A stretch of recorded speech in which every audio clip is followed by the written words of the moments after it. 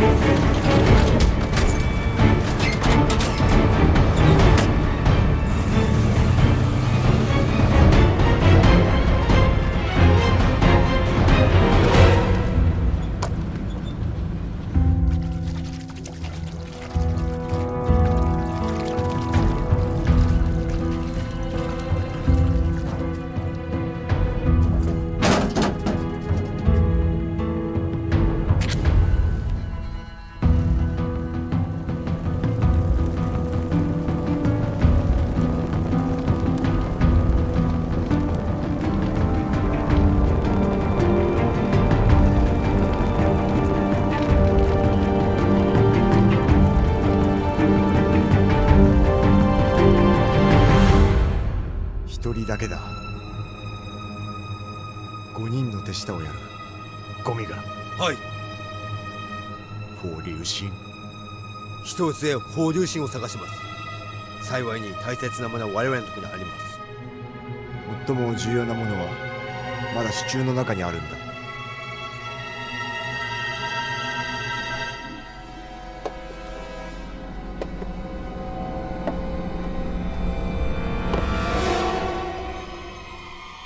マラン製のマスタードガス、窒息性のマスタードガス、高濃度の毒性があり、何十匹もの死をも殺すことができる。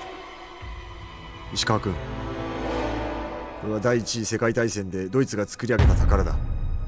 軍部は直ちに我々に人体実験を完成させろとの要求をしてきた。関連する資料を出してくれば、比べてみればアヘンの損失などへでもない。今気をつけなければならないのは、あの法隆神が何かの匂いを嗅いだようだ。奴らに我々の実験の邪魔をされないように注意しろ。はい。誰が法隆神か探し出してみせます。我々大日本と対立するなんて悪い結果を見るだけだ。はい。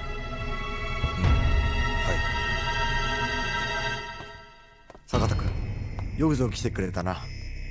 実験室に見に行こう。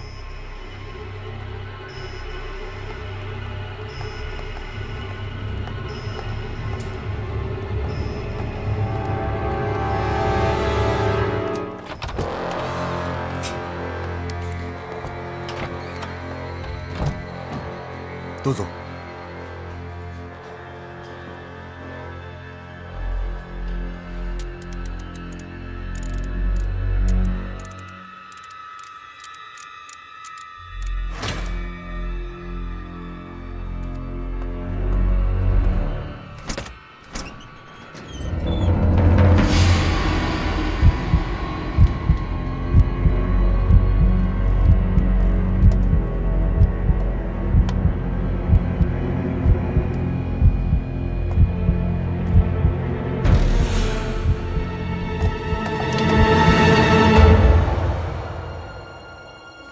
これだ。山田博士が半年で作り上げた T 細菌だ。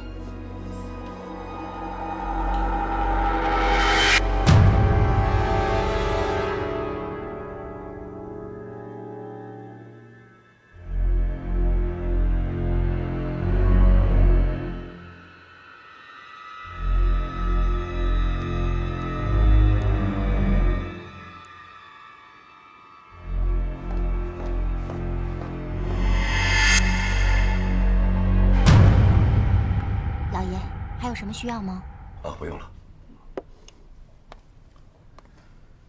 哎呀，好久没吃到那么好吃的饭菜。秦凤，娶到我姐这样的女人，你觉得幸运吗？真心啊，我这辈子最大的幸运，就是能娶到焦娥这样的妻子做老婆。我什么都可以不要，只要有焦娥在我身边，那就是我一生的幸福。金姐夫，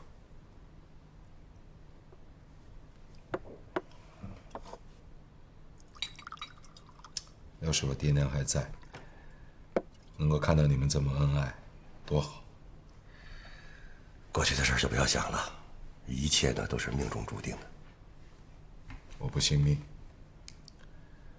我相信很多事情可以靠自己的努力去改变的。大千世界，芸众生，个人的力量太渺小了。以一己之力想改变自己的命运，这太天真了。これはたった今送られてきたばかりの生物の資材だ。山田博士の研究は成果が見られたようだな。もう変わった T 細菌は実に素晴らしい。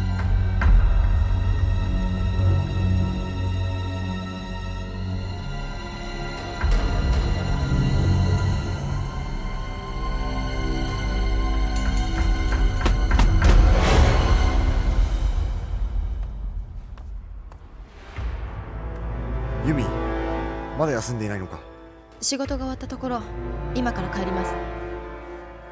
あちらの方は？この方は坂田博士だ。この方面での専門家だ。我々は君の父親の遺伝子を見ている。博士は君の父親の仕事に対しとても尊敬している。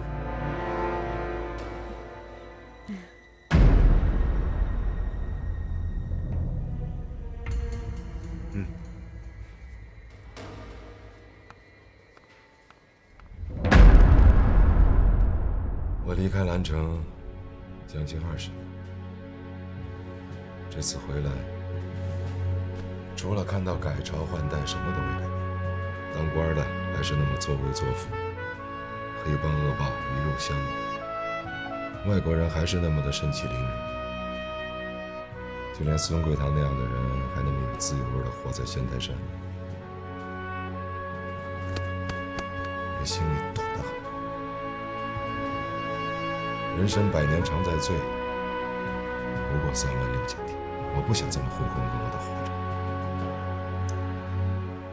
人活着总得干出一番事业，不管吃再多苦，付出再大的代价，我一定要改变这个世道。陈星，不瞒你说，看到了你，就仿佛看到了我当年的影子。我从北洋武备学堂毕业从军，也曾胸怀大志，想脚踏实地的创建一番功业，光宗耀祖。谁知道我们连长是个心胸狭小的无耻之徒，处处都怕我抢了风头。第2次赤峰大战，我们连长让我带一个排去钻敌人一个团部队的口袋阵，30多个兄弟被奉军的炮火炸得血肉横飞，我被埋在了死人堆里，才侥幸的捡回了一条命。兄弟们的尸体还没有敛全，连长却大发私人财，把上司给阵亡将士的抚恤金中饱私囊。后来他让自己的老婆陪师长睡，踩着女人的身体不到1年官升团长，在这个世界里道德沦丧，世风日下。姐夫，我和你最大的不同就是，我永远不会放弃，因为我对祖国、对民族、对未来抱有希望。其实咱们身边有很多胸怀大志的爱国之士，他们也想为国为民去奉献自己的力量，但是没有机会。姐夫，咱们现在有这个能力，咱们应该把他们团结起来，拧成一股绳，一定可以改变这个时代。那只是你的一厢情愿，这是个人欲横流的世道，谁都是为自己的利益而奋斗，改变不了的。ただいま。こんなに遅くなって。病院でちょっと待ってね。お父さん、西郷さんがある人に実験でワクチンを見せてたの。ああ、特に何も。西郷君は出資しているんだ。それで彼はいつでも私の仕事の成果を見ることができるんだ。でもね、なんといってもこれは伝染病細菌の研究だから非常に危険が伴う。お父さんは実験室の責任者だから、お父さんが許可をしないと誰も入ることはできないはずでしょ。ユミ、考えすぎだよ。西郷君がさせている細菌培養も危険ではない。我々は自然科学を行ったのだ。できるだけ他の人間のことに関わるな。お前は西郷君に偏見を持ってるんじゃないのか。お父さん。西郷君に対する偏見はフォーチュン心が原因だろう。お前に言ったはずだ。フォーチュン心に近づきすぎるなと。我々は所詮日本人だ。西郷君はお前を気に入っている。よく考えるんだ。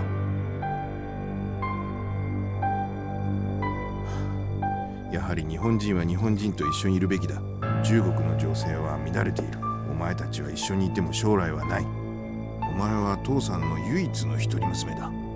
心配しているんだ。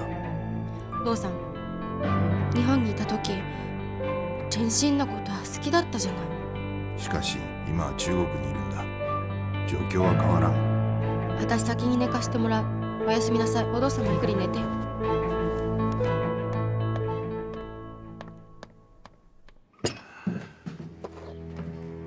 陈行啊，我是真没有想到，仙台山的土匪有这么狡猾，连我都被蒙蔽了。这以前的事情，您就多海涵吧。过去的事情就过去了。高司令，顾总指挥派我到兰城是来剿匪的，职责所在，还是尽快付诸行动。说吧，要多少人，要多少枪支弹药，就连我高武军的队伍，你可以随意调动。物资和部队我都很放心，只是我身边还缺一个人。缺个什么样的人呢？龙参谋长，请进。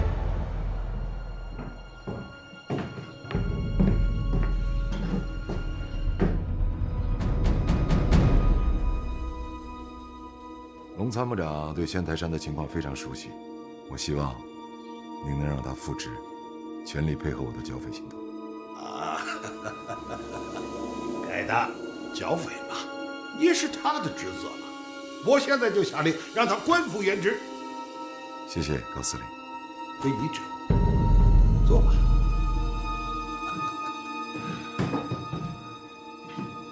报告，进来。高司令，出办。参谋长。营长，说，咱们剿匪，我们哥俩给你推荐一个人。营长，他叫邱任，是仙台山下蒋滩村人。他从小就生在仙台山，对那儿的地形十分熟悉。咱们剿匪正需要这样的人。好，你把他编到你的队里，归你领导。是。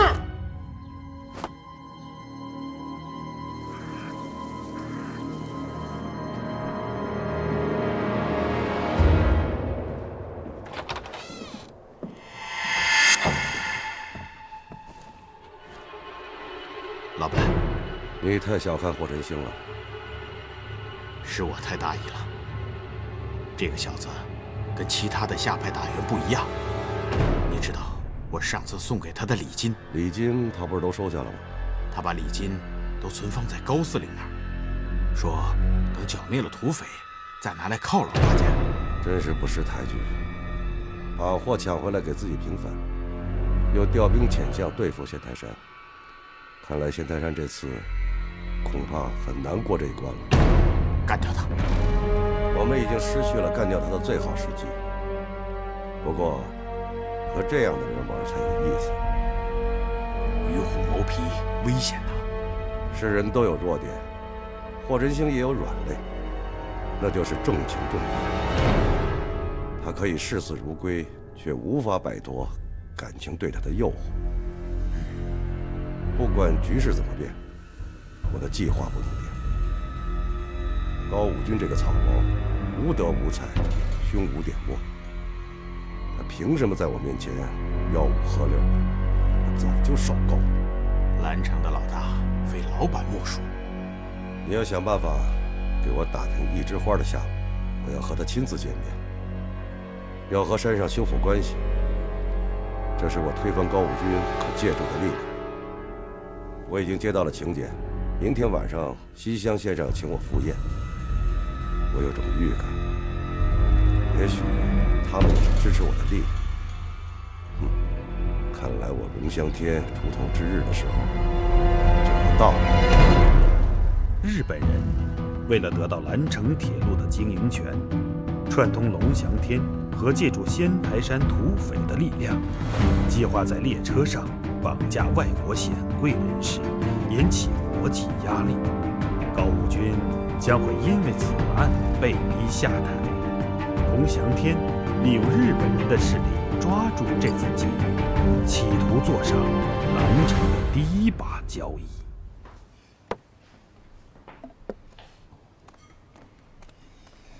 有心事儿？姐啊，姐夫他对你真的好吗？好啊。那他为什么都这点了还不回来？哎呀，你又不是不知道，他忙。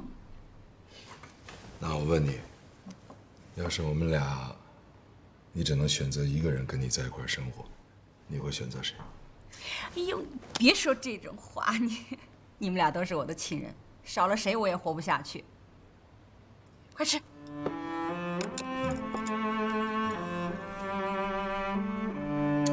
谁做的饼就有好吃，怎么吃都不腻了。那你就多吃点，以后姐天天给你做。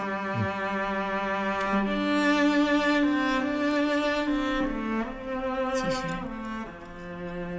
你姐夫这个人真的挺好的，别看他整天绷着脸，心肠可软了。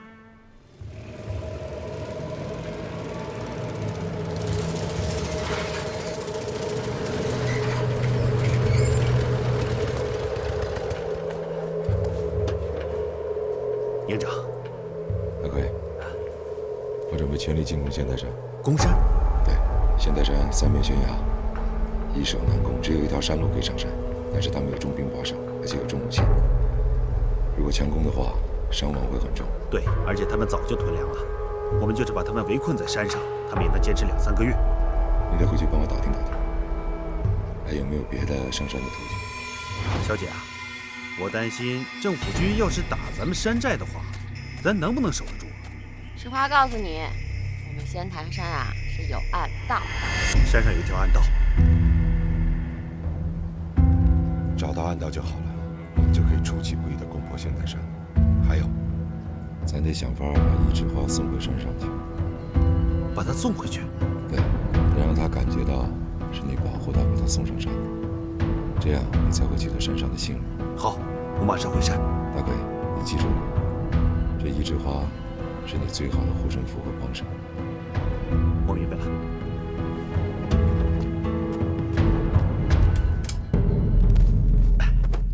小姐，走吧。别动！别动！易之花，看来不欢迎我张祖德呀。你还敢来见我？咱们都是在兰城地面上混的，低头不见抬头见，有什么误会说开了便可，也犯不着设伏抢我们的货吧？放屁！是你们安青帮抢了我们的货。话可不能这么说，咱们安青帮和你们仙台山都是吃这碗饭的，你们能抢，我们就不能抢。你害死了我多少兄弟？你信不信我一枪能崩了你？小姐，我保护你，咱们杀出去。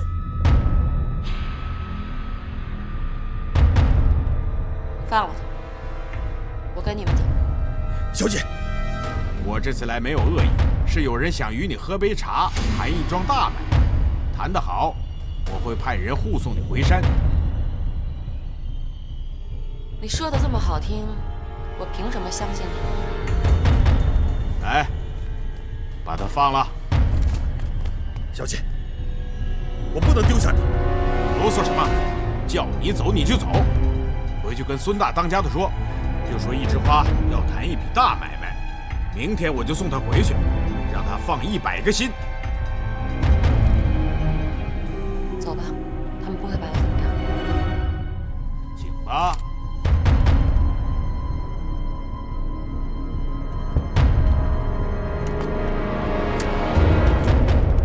土匪的山寨啊，就在一座山上，然后山的这边、这边还有这边全是悬崖，通向山顶只有一条路，这条。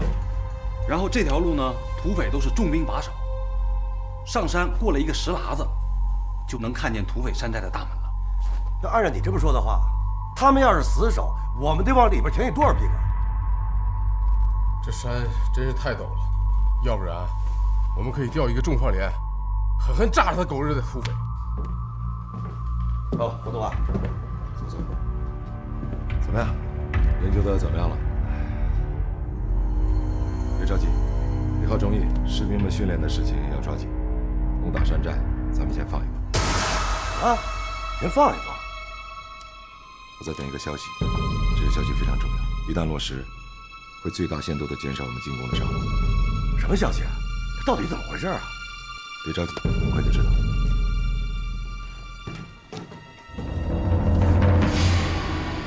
请坐。张祖德，有话快说，有屁快放。姑奶奶没时间陪你扯淡。别急嘛，一枝花，一会儿驻军的龙翔天龙参谋要来见你。来，先喝杯好茶。成天要杀要缴的，今天姑奶奶我送上门来了，还不给个痛快的？看来一枝花对我龙某成见很深呢。我要是想抓你，就不会把你请到这个地方。那我们有什么好谈的吗？前2天张会长的手下和你们发生了点误会，他一直希望有机会能够向你们山寨当面道歉。多年来，仙台山和安青帮在暗中还是一直相互帮衬着。就说这次吧，你们躲在米店，要不是我们出面通风报信，说不定你们现在还在兰城的大牢里。哈哈，当然，有时候也见利忘义。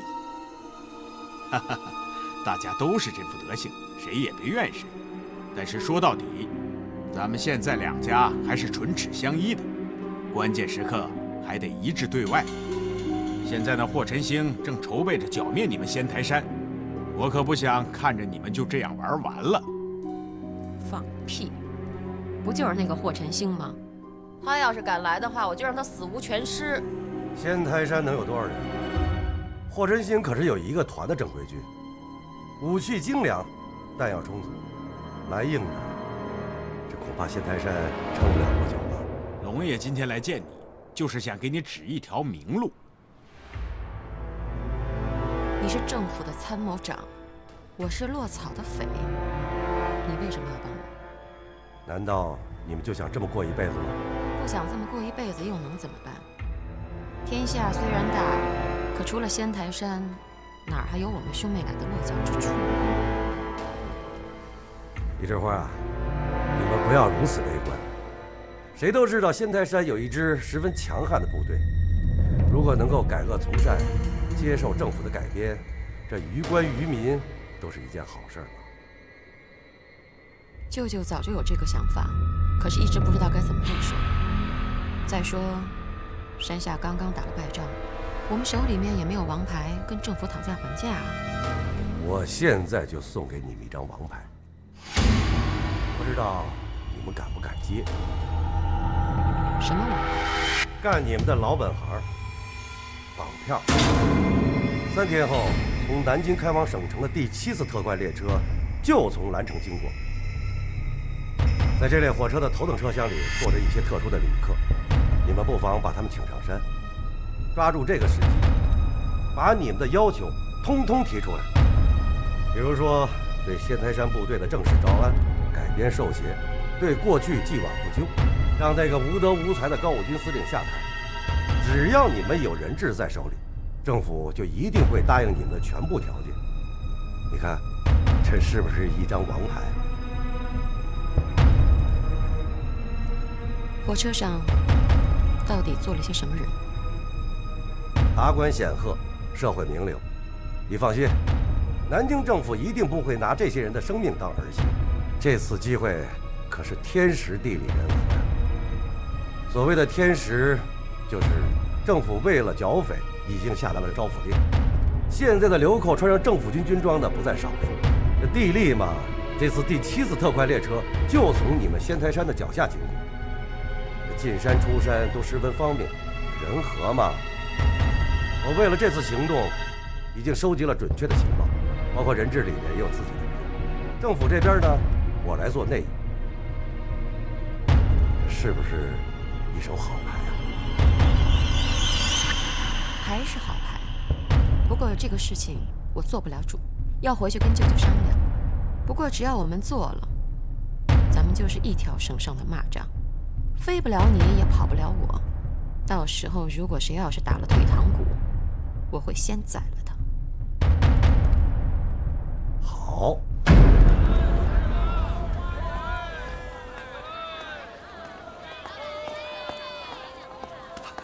小姐，大奎，你怎么还没走啊？我一直在这等着，你要再不出来，我就冲进去了。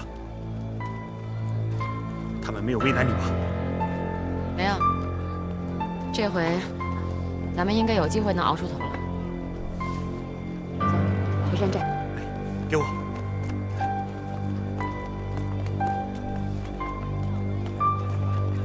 这回下山多亏了大奎，要不是他舍命相救，我可能就回不来了。你救了小姐，那可是立了大功啊！我不会亏待你啊！从今往后，你就是自己人了，有福同享，有难同当。谢谢大当家。舅舅，我这回从山下带上了一桩好买卖。啊？什么好买卖？绑票，劫火车。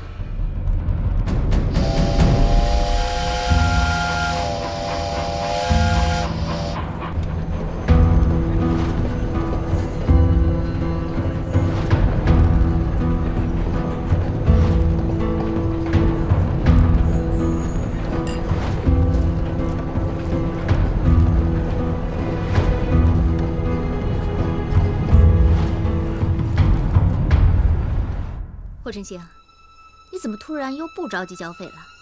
是不是真的在等什么消息啊？军事机密。切，神秘兮兮的。行，我不打听了。我接到电话，过2天要回趟省城。你可不许在我走了以后进宫啊！是你的命令还是你爹的命令？我的。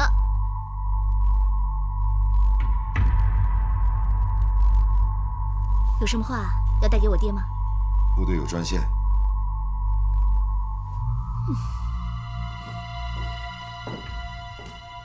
什么时候走啊？明天第7次列车。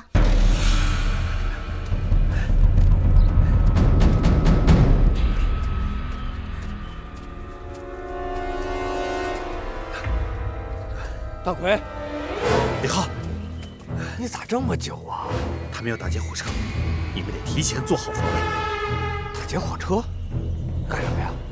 要跟政府谈判，把火车上的人当人质。记住，是第7次特务案。告诉营长，车上都是洋人商人，要是让他们得手了，那就麻烦了。那我赶紧回去通知营长。好，小心点啊！啊。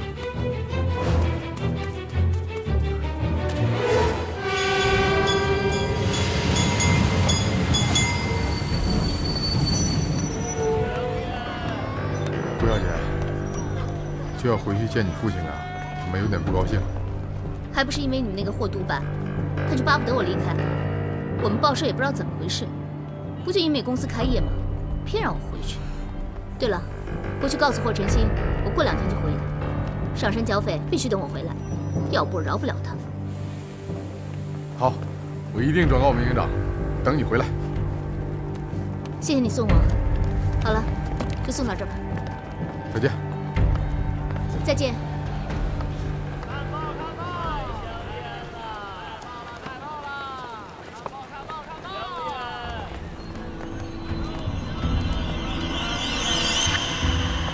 山田博士、実験のことはよろしくお願いします。全力を尽くします。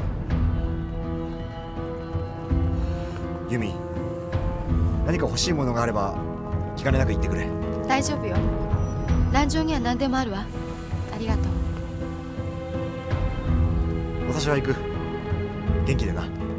気をつけて。西郷はお前を連れてジーナに行きたいそうだが、どうして彼に返事をしないんだ？我お父さんのワクチン研究を手伝うのは私の仕事です。彼と式に出席するために来たんじゃないわ。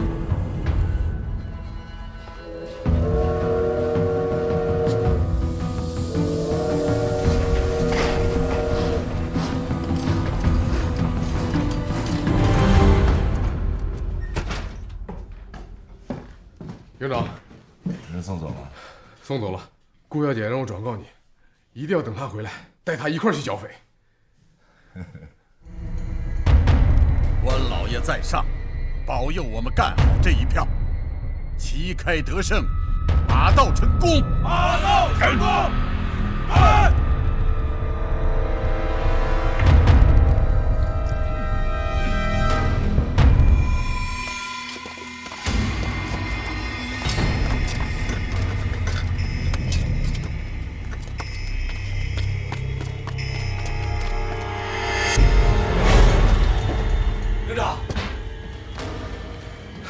说，他们今天要打劫第7次特快，说要绑架洋人做人质，就是今天。火车开了吗？开了。几个部队，快！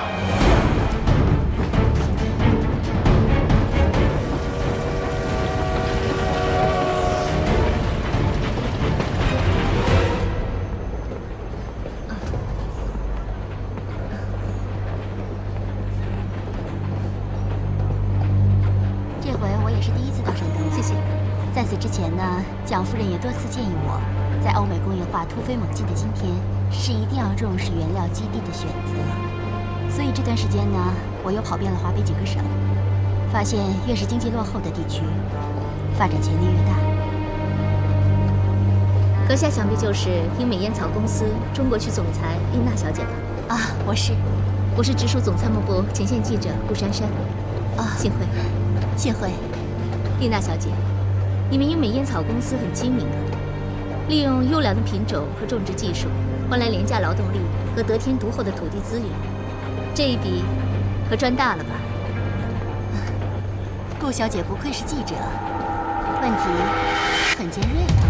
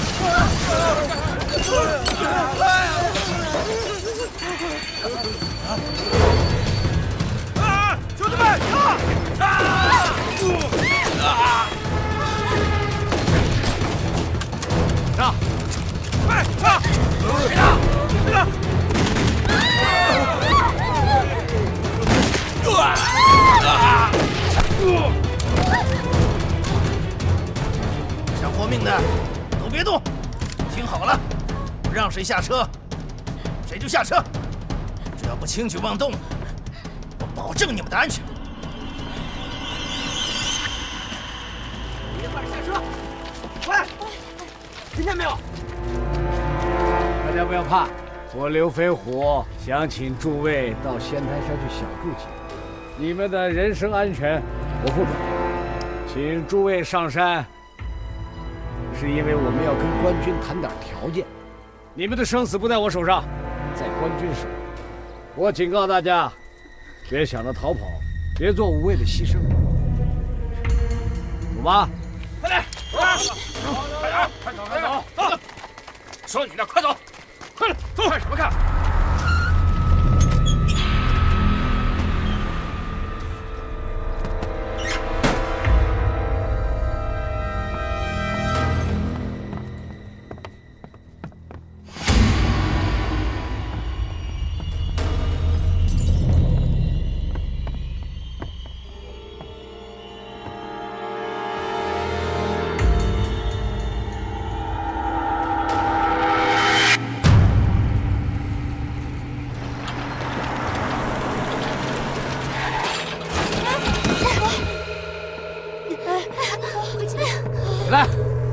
装什么凶啊？凶什么凶？干嘛骂人呢？骂谁呢？让你起来就起来！住手！干什么？怎么这么过分呢？找死啊你！凭什么骂人啊？找死啊！我别嚷嚷了，下车吧。大家冷静一些，我们尽量配合他，好吗？下来！哎，别推啊！啊，这俩兄弟抱你们下去的。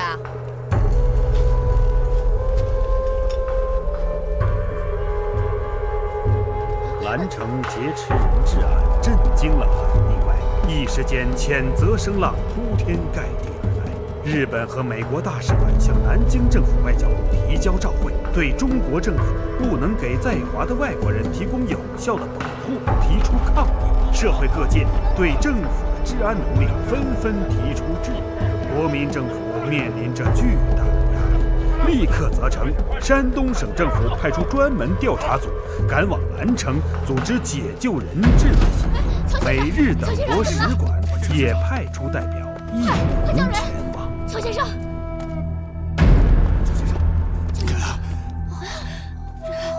还愣着干什么？还不快找医生？走走。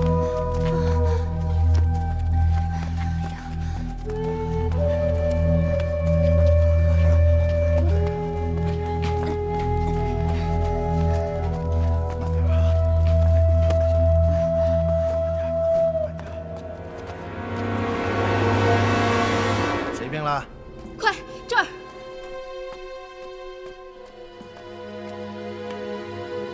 你们都给我听好了，只要你们老老实实的，我侯连富不会为难大家。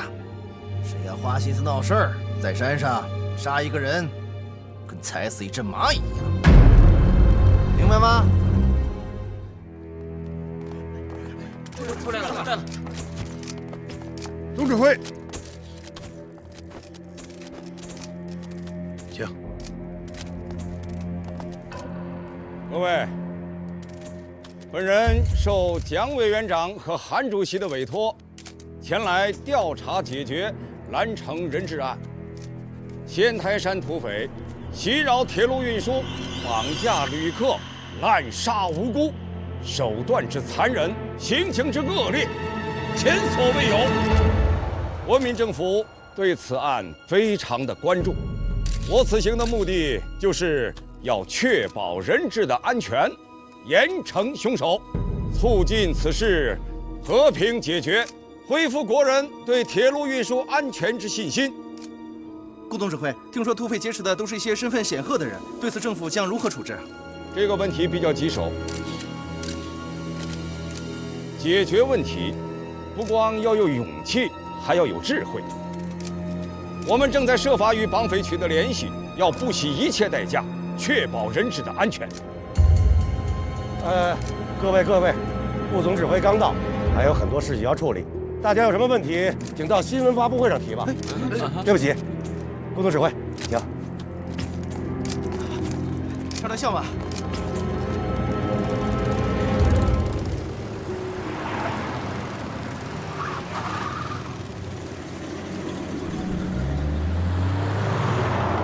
霍振兴呢？他正在准备解救人质的事情呢。我请示了韩主席，委任他为这次解救人质行动的副司令，仅次于你，他可以直接向我汇报。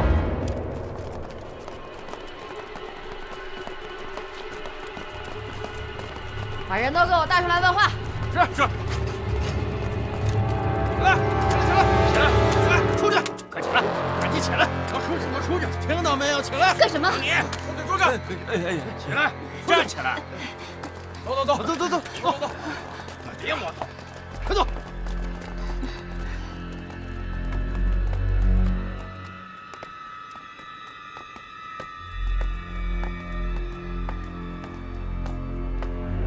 大哥，人带来了，弟兄们退下。是。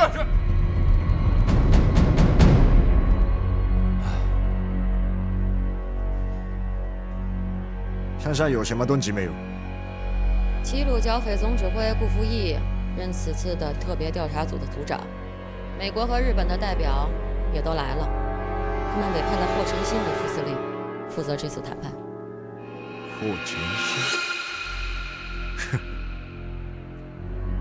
大当家的，你知道这霍晨星是什么人吗？我怎么不知道？他不就是个剿匪督办吗？把兰城都闹翻了天。大当家的只是其一，不是其二。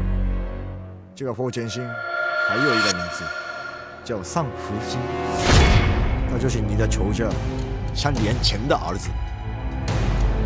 上连城，有人举报你是火流星。我是火流星，开枪！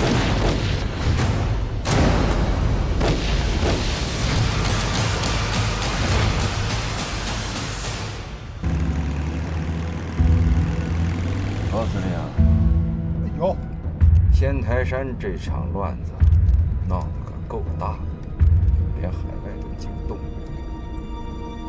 你这个司令啊，当得可真够露脸。总指挥，你是不知道啊，就这2年剿匪，我把我所有的兵力几乎全都用上了，他就没想到就这么几个残匪，却闹出这么大的乱子来。我有愧于你对我的栽培，还请总指挥在蒋委员长和韩主席面前多多替我周旋啊。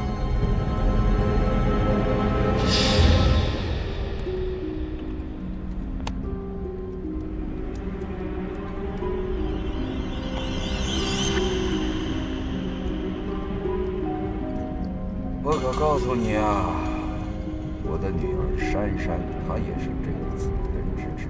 你要全力解救啊，要确保所有人质的安全，不然的话，你知道会是个什么后果？属下知道，您就请放心吧。霍晨星，哼，大当家的。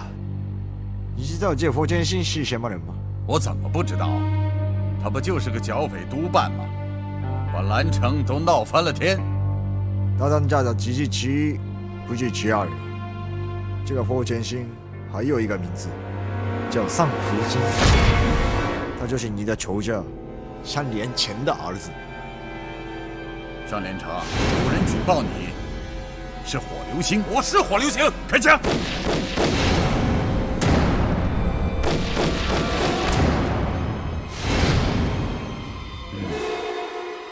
这些都是龙香店都我带给你的话。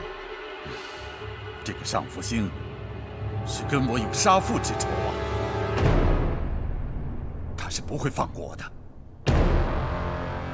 舅舅，别担心，咱们有人质在手里，我再多叫些弟兄，保护你的安全，不会有事的。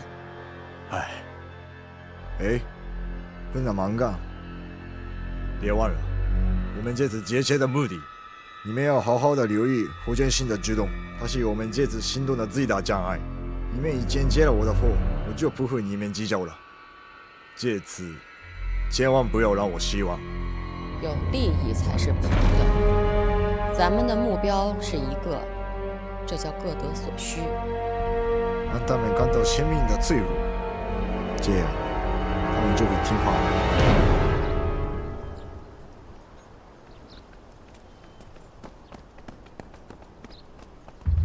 南匪患，全国闻名。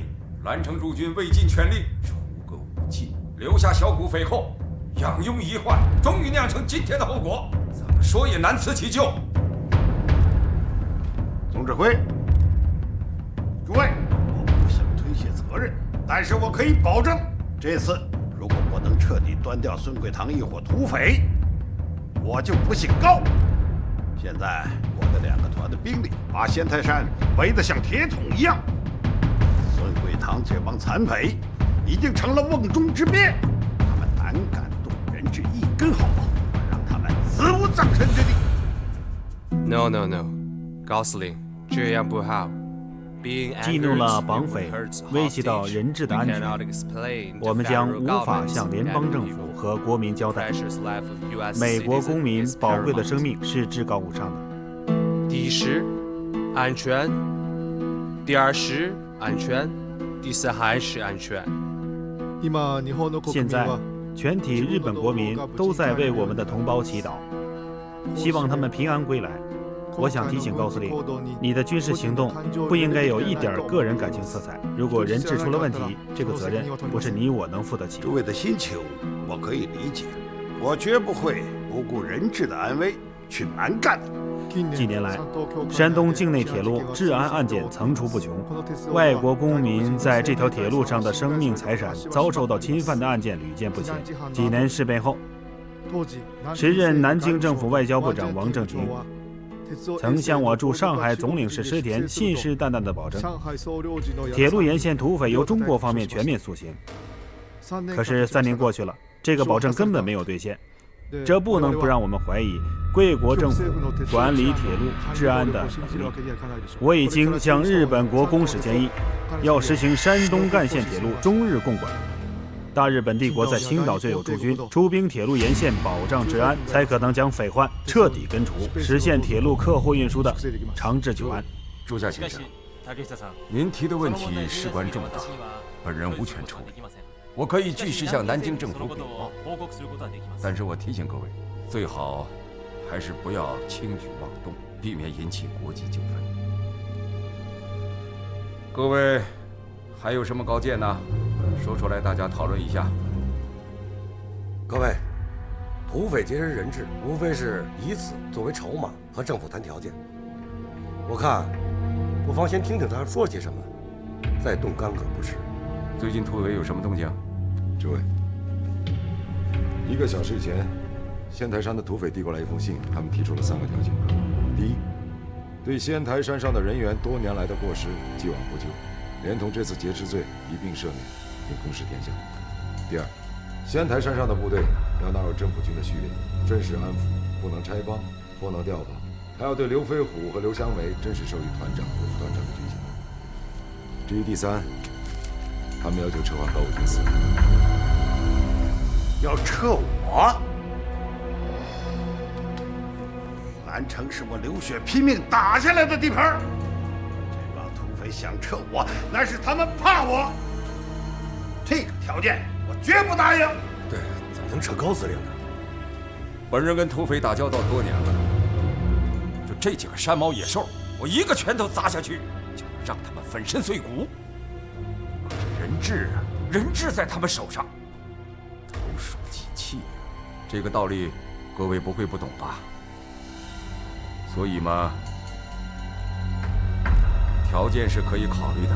省府早就提出了对流寇追剿和安抚并重的方略，能兵不血刃地解决问题，这也是上策呀。董指挥，解决危机要靠兵来掌舵，现在正处在要劲的时候，齐做一招会输全盘。我自有主张。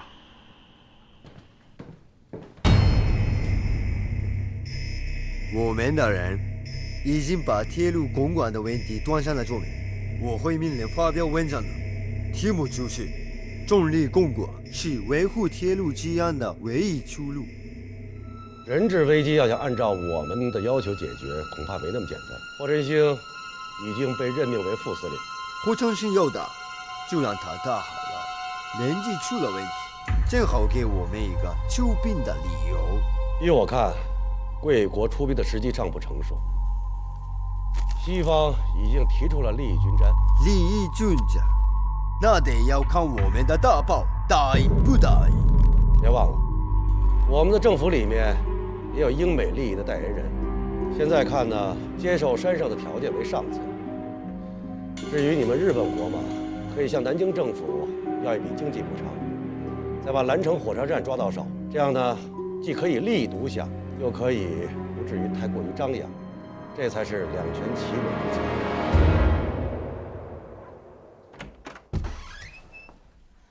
回来了，父亲等你半天了。听说火车被劫持了，土匪押了人质，他来找你商量商量。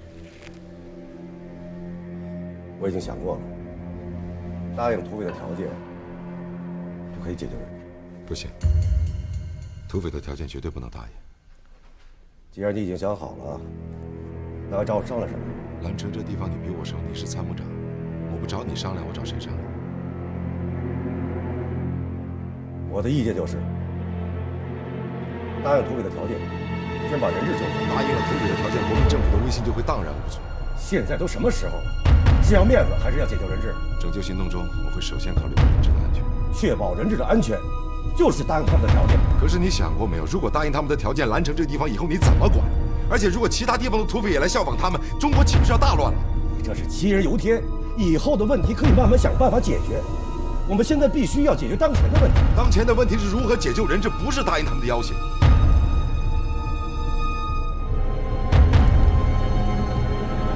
遵命。你现在是副司令，你说的话就是命令。什么命令不命令？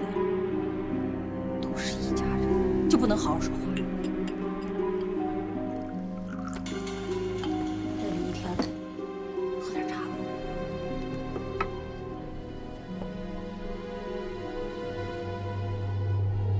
父亲，他是你姐夫，说话的时候得注意态度，动不动一急死我。我说话急，你别往心里去。你用不着这样。工作上有些分歧，也很正常的事儿。小娥，你也不用担心，我们的工作上有些争论，那是很正常的事儿。你这几天神神秘秘的，你到底有什么计划？开会时再说。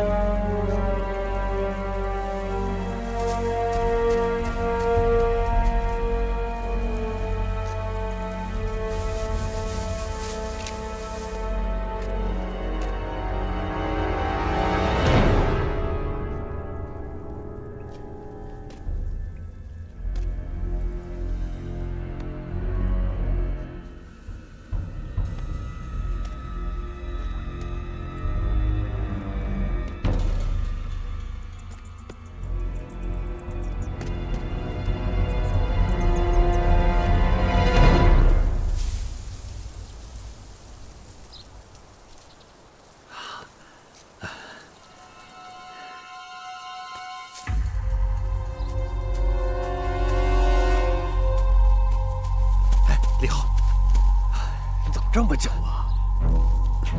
这是谢台山暗道地图，立刻交给营长。太好了，倒的就是这个。营长，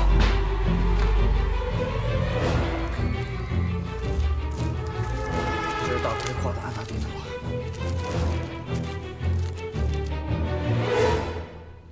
土匪提的条件，绝不能答应。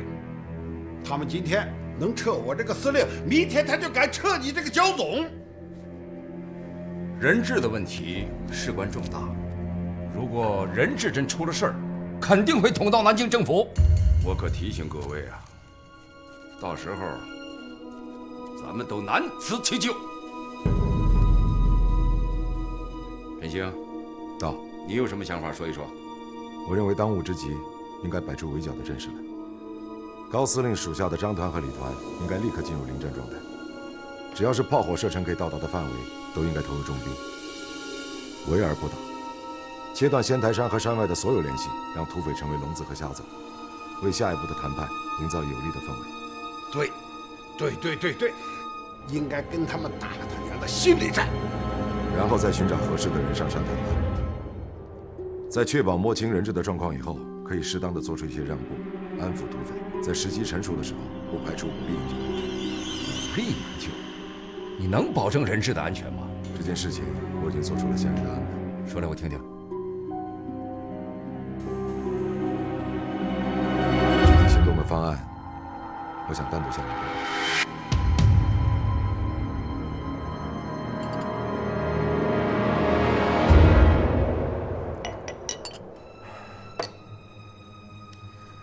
振兴啊，这次不同以往，珊珊在里面，你明白吗？我明白。其实，咱答应他们的条件不就是了吗？这可是个废圈啊！机会难得，你可一定要把握住啊！可是此例一开，其他的土匪难免出来效仿。这样下去，韩主席的剿匪大业岂不要毁于一旦？你可真够忧国忧民的。现在这个烫手的山芋在咱们的手上，得扔出去啊！不扔出去，伤的是咱自己。将来，我管他娘的谁效仿不效仿，谁爱效仿谁效仿去。这件事你听我的，千万不能胡来。我跟土匪打交道也不是一天两天了。你放心吧，我一定会让你满意的。你刚才说你已经有了具体的安排，为什么在会上不说？从我到兰城那天起，一直就是非不断。这些事你是知道的，我不得不有所顾忌。那你现在说说你的具体安排吧。土匪里边有我自己的兄弟，我只要珊珊和人质的安全。到了山上没有十足的把握，你千万不要轻举妄动。这件事影响太大了。司令，哎，你好，怎么样了？贺振兴要带着王忠义和邱仁上山。司令，我觉得不妥。谈判组里应该也有你的人，你才是兰城的司令。怎么让霍振兴说了算？对，这山上的情况千变万化，有人盯着可不行啊。现在有很多人就是想借助土匪的力量赶我下台，没那么容易。这样，你也上山去，给我盯紧点。是，我明白。暗道的入口在这儿，这儿有一口枯井。营长，仙台山那老乡呢？他最近不知道犯了什么毛病，跟丢了魂似的。刚才人还在这儿。好，门关上。好。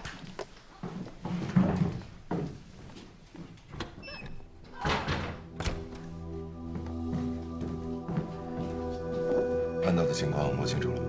摸清楚了，我到实地勘察过，这条暗道非常隐秘。大奎那边情况怎么样？他已经得到一枝花的信任了。咱们在绯窝里安插了自己的人，但是保不齐咱们的队伍里面也有他们的人。这大奎的身份，还有我下面要说的营救人质的计划，除了咱们3个，任何人不让他知道。明白。咱们兵分2路，我忠义带人上山。仙台山上的土匪现在不过300来人，大部分的兵力都集中在外围对付围剿部队。上山以后，咱们和大奎打好配合，抓住机会把人质带下山。哈子，你挑选几个人，明天晚上12点，秘密的进入东山马子暗道，让你解救我忠义。你这样太危险了。一枝花上次劫日本的货栽在你的手里边，他不会甘心的。你这样单枪匹马的上山跟他们谈判，那不是自己送上门吗？谁说我们单枪匹马？那山下不是还有2000多人马？那都是我们的坚强后盾。他一枝花想吃掉我们，看他也没那么大本事。报告。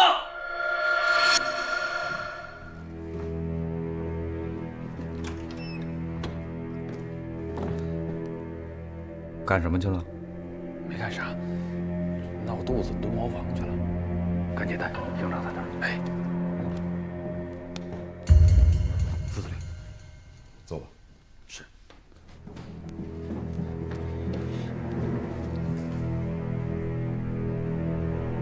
身体没事吧？没事。啊，副司令，你们是在商量营救人质的事吧？我对着地形手，我来带路。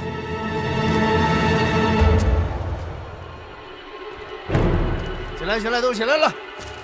这是写给山下政府的一封信，为了确保你们的安全，把你们的名字都写上。大家不能签，你们要挟政府，还要我们做帮凶，休想！不签。对，不签，不准盗用我们的名义。这老丫头片子还蓄谋造反，你知道这什么地方？不签就不签。反了你！哎，你怎么打人啊？就是打人！好，不签。我是3下，就一枪崩着他。1、2，我签，你放开他。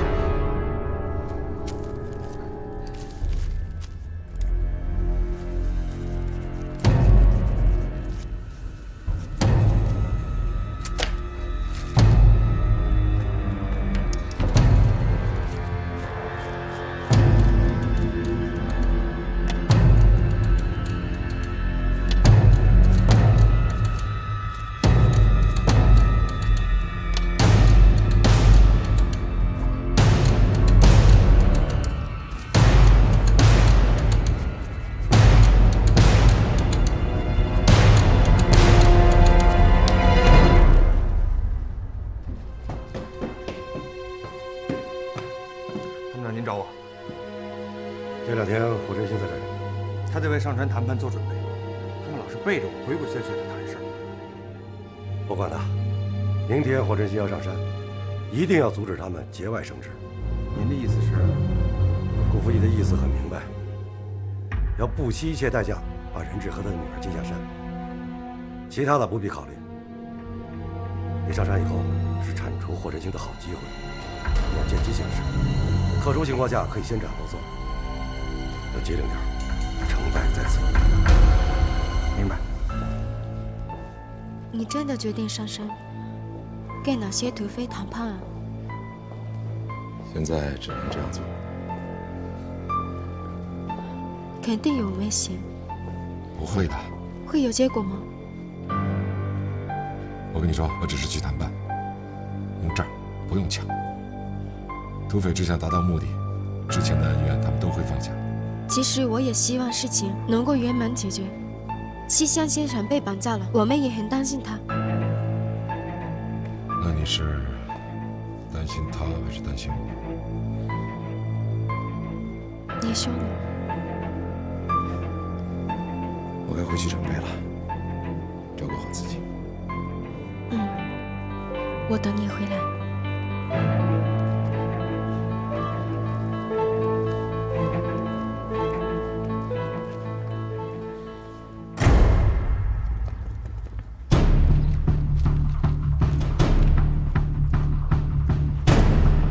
霍督办，这次很荣幸有高司令和龙参谋长的支持，大家齐心协力，一定要把人质救回来。还有什么问题吗？没有。副司令，李浩不参加吗？上车吧。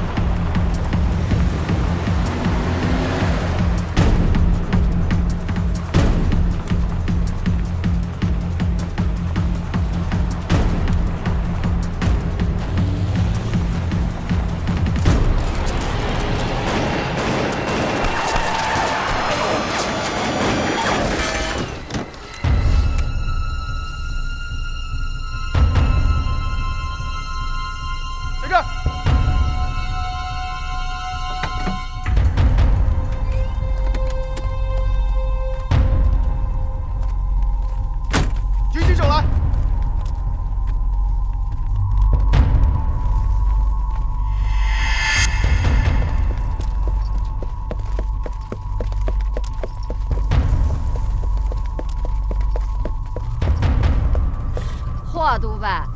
哦，不对，我应该叫你霍副司令了吧？哎呀，让你们举手你们就举手，早这么听话不就没这么多事儿了吗？来，照山寨的规矩，把枪都给我缴了。是。别动，等等。对等谈判，人在枪在，凭什么缴枪？各位别误会，不是缴枪，是代管，这是为了避免起摩擦。你们下山的时候，枪一定奉还。按他们的规矩来，把枪都给他们。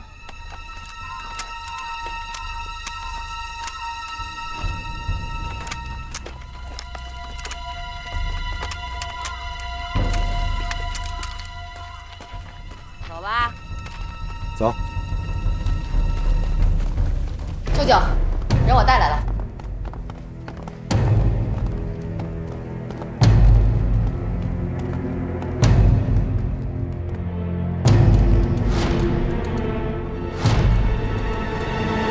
张连长，有人举报你是火流星。我是火流星，开枪！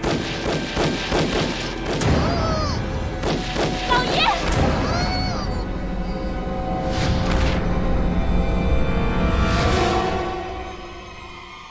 霍副司令，请坐吧。诸位当家的，你们提的条件，政府方面还是非常看重的，比如像招安啊、授衔啊，政府都可以答应。我们既然来了，就想和平的解决问题。哪来这么多的废物啊？我们的条件必须照办，没有讨价还价的余地。这是9条人命，你们赔不起。这是你们谈判拿出来的诚意。霍晨星，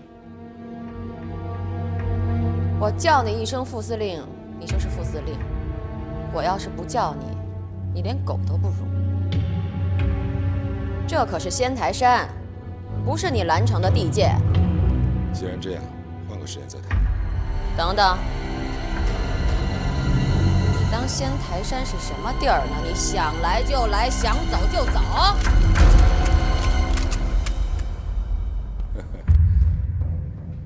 我没弄明白，你们费了那么大的劲，把那么多人质掳上山，就是为了这样？霍振兴，你这次上我的仙台山，到底是为了救人质呢，还是有其他的目的？什么意思？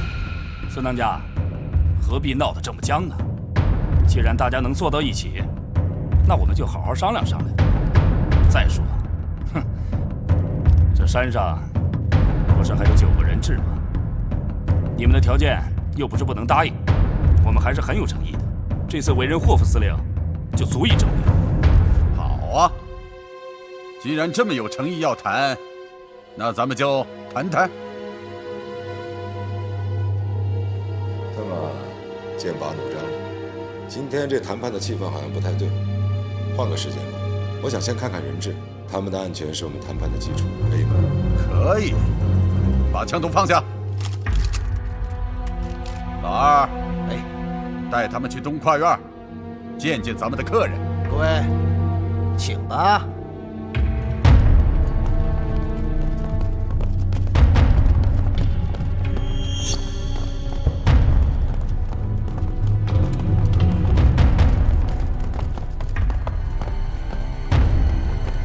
哎，就你一个人进去，他们在这等着。来吧。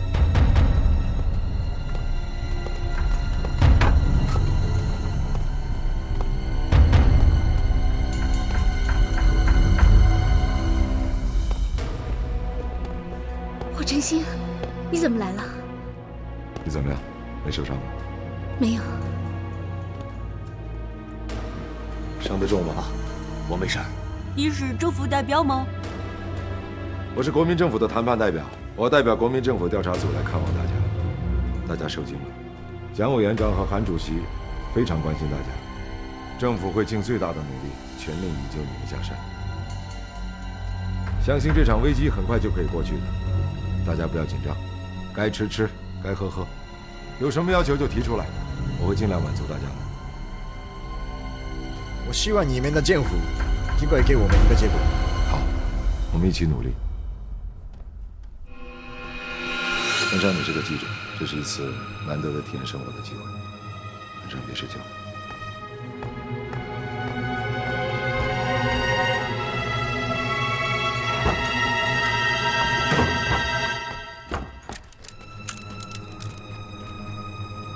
副司令，刚才那美国管事的来说，只要咱们能促成谈判成功，他们就同意放陆小姐，让咱们带走。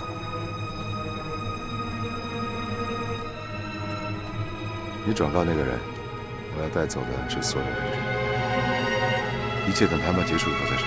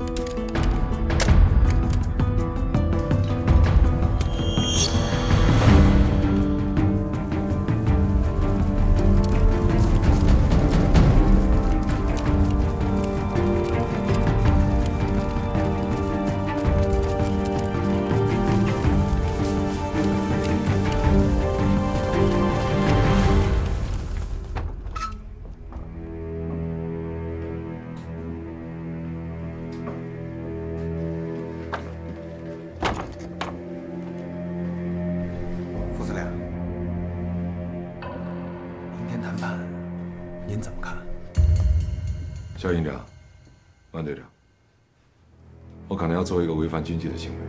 一会儿我说行动计划，你们要是不愿意参加，可以退出。怎么个退出啊？这次行动主要由我和钟毅负责。你们要不愿意参加的话，只要跟着就行。你的计划我能猜个8、9不离10。现在形势严峻，敌众我寡，多一个人多一份力量。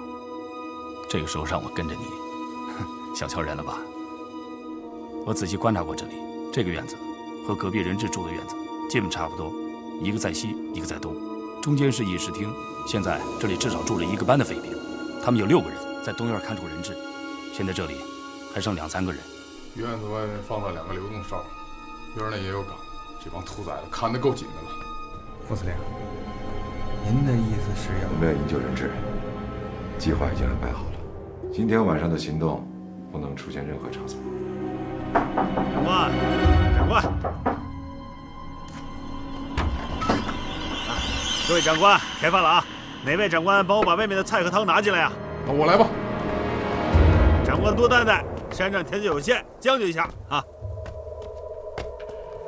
小脸皮这个人有问题，你要多留意他。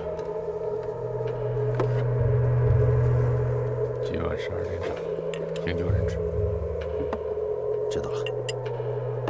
那2个守卫我来收拾，然后我中用，你把我们3个一起捆起来，动静要小一点，别惊动了隔壁刘飞虎。只要到了暗道，就大功告成了。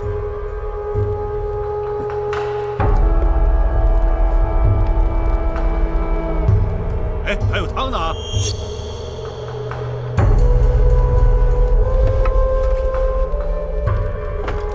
司令，赤手空拳的怎么弄啊？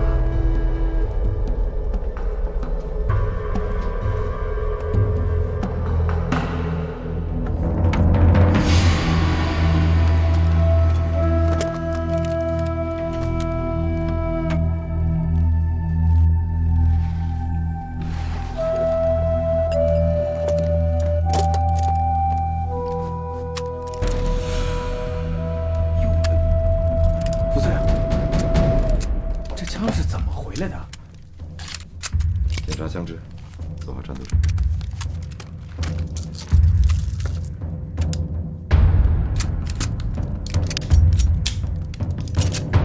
副司令，救人质这么大的行动，就咱们5个人肯定不够。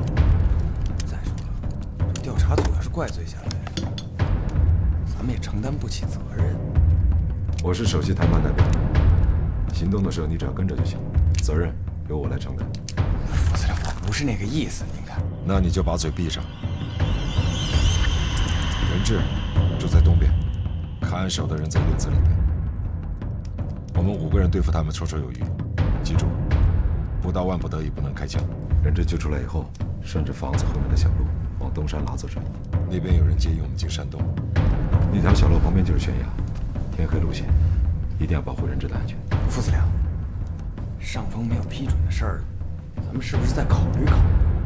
我强调一下，谁再动摇军心，我枪毙。哎呀，上小，好，上。又赌钱啊！今天什么日子不知道吗？我知道。你怎么在这儿啊？给他们送饭。收拾完了赶紧回去啊！都给我精神着点儿。今天山里头来了贵客，谁要是给我怠慢了，我饶不了他。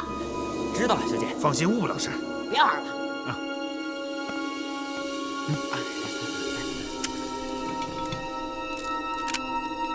12点准时行动。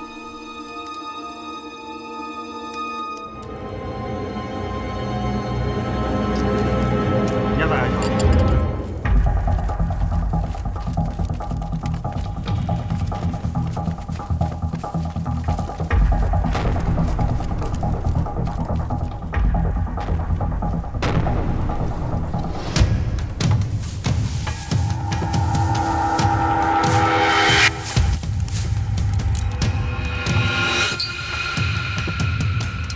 手电筒打开，进入涵洞。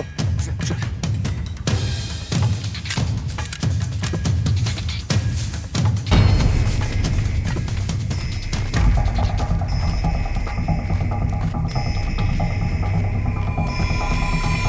哎，快了啊！快了！哎呦，怎么了？哎呦，憋不住了我！哎，快去！来，大！哎。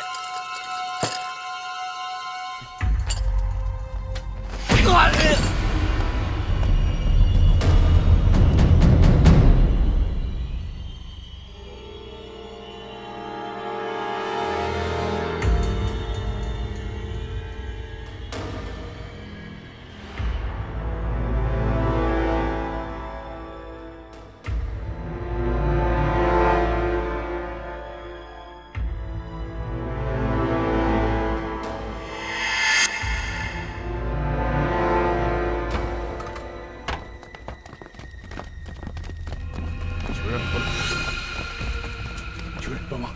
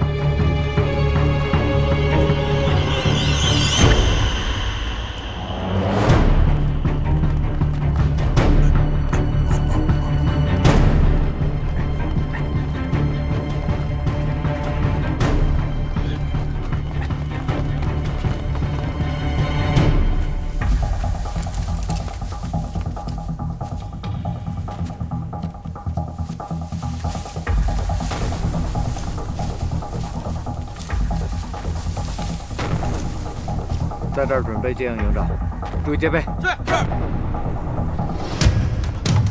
大小姐，大小姐，出事了是吗？人质被劫走了。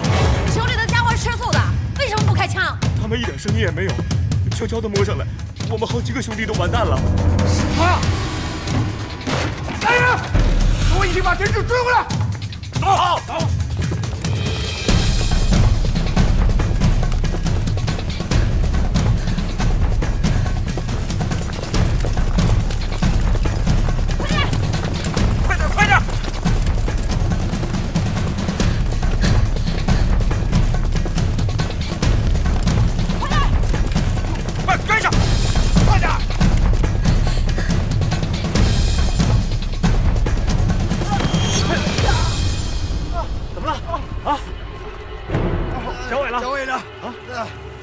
忍住啊！